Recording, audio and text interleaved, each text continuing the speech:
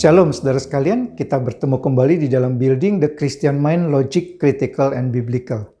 Topik kita hari ini adalah mengenali spirit dari sebuah pengajaran. Saudara, untuk mengetahui apakah sebuah pengajaran itu spiritnya Alkitabiah atau tidak bukanlah perkara yang mudah. Khususnya bagi para jemaat awam yang tidak memiliki pengertian tentang Alkitab dan doktrin dengan baik. Akhirnya, mereka akan menilai sebuah pengajaran itu Alkitabiah atau tidak dengan menggunakan asumsi-asumsi yang sifatnya sangat subjektif, praktis, bukan teologis.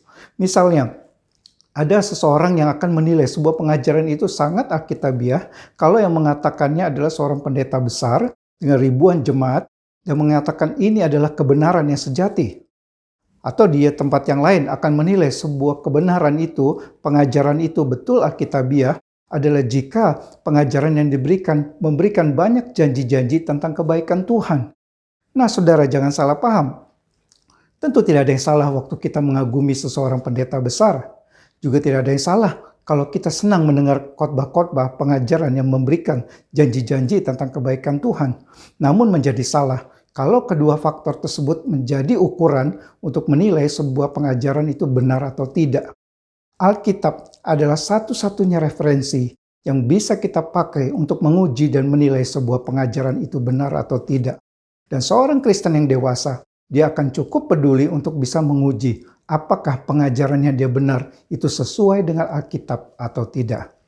Nah, beberapa waktu yang lalu saya membaca tulisan dari seorang pendeta yang sepertinya merupakan rangkuman dari khotbah yang beliau sampaikan. Kalimatnya berbunyi demikian. Hanya mereka yang tindakannya membuat Tuhan nyamanlah yang akan menikmati perhentian yang indah bersama dengannya. Secara sekilas kalimat tersebut terlihat benar dan sangat rohani. Namun kalau kita cerna lagi lebih dalam, kalimat tersebut sebenarnya menggambarkan sebuah pengajaran yang berakar pada Injil yang berbeda dan telah menyimpang dari kekristenan yang sejati. Sederhana saja menilainya, saudara. Pertanyaan saya terkait kalimat tersebut adalah, apa ada tindakan kita yang bisa membuat Allah nyaman? Apakah waktu kita menolong orang miskin, kita memberi persembahan ke gereja, kita beribadah hari Minggu, kita melayani di gereja, kita berdoa setiap hari secara pribadi, apakah itu semua membuat Allah nyaman? Jika iya, dari mana saya tahu saya telah memenuhi standar tersebut? Mana ayat Alkitab yang mengajarkan demikian? Sejak kapan kekristenan mengajarkan bahwa tindakan kita adalah faktor yang menentukan diterima atau tidak diterima kita di tempat perhentian yang indah bersama dengan Tuhan? Mungkin ada saudara yang mengatakan bahwa kita tidak bisa menilai sebuah pengajaran hanya berdasarkan satu kalimat saja. Betul, kadang bisa disalah mengerti kalau kita mengambil hanya satu kalimat. Tapi di sisi yang lain, terkadang satu kalimat itu sudah cukup untuk kita menilai, menguji spirit dan akar dari sebuah pengajaran tanpa perlu kita melihat lagi seluruh pengajaran yang diberikan. Nah, saudara sekalian, pertanyaannya sekarang, mengapa kalimat tersebut menyimpang?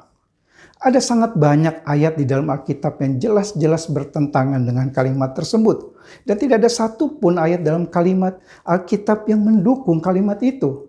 Beberapa di antaranya saya berikan bagi saudara. Yang pertama, Efesus 2 ayat 8-9. Sangat jelas di situ Paulus katakan bahwa keselamatan kita adalah pemberian Allah. Itu bukan hasil usaha kita, itu bukan hasil pekerjaan kita, bukan tindakan kita.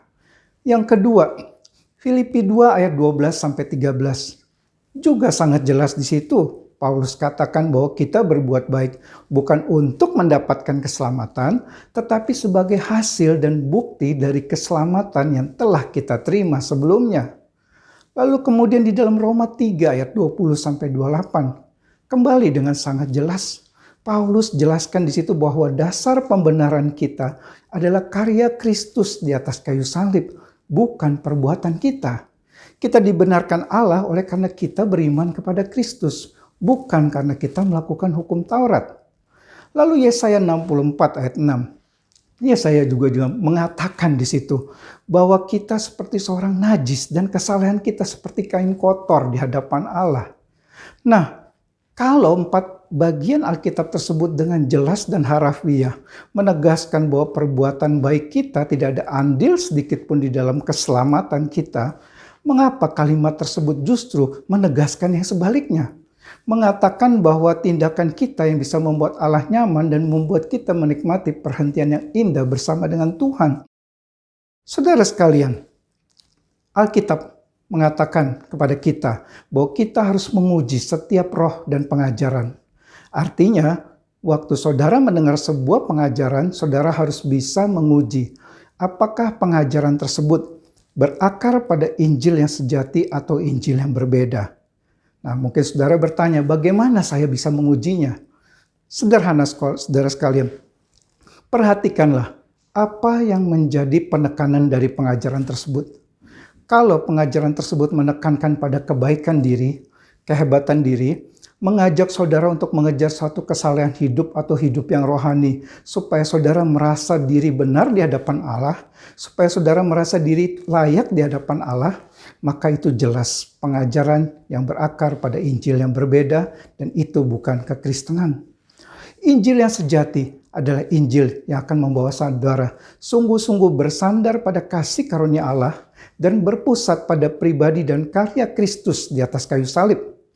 Injil yang sejati akan meninggikan Kristus dan membuat manusia merendahkan dirinya di hadapan Allah karena menyadari ketidaklayakannya dan ketidakmampuannya dalam memenuhi hukum-hukum Tuhan.